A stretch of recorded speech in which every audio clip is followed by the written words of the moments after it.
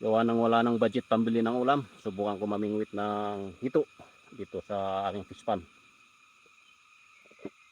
Bali ito yung pangpain natin. Ang aking pangpain, bulati. Maliit yung nabili kong pangbingwit. Kaya minsan na nakakawala yung mga na bibingwit ko. Ano kayang tamang size na pangmingwit sa hito mga lods? Yan o.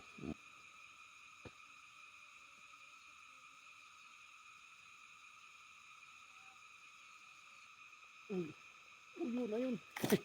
Ayun o. Ayos. Ayos lods. Ayan.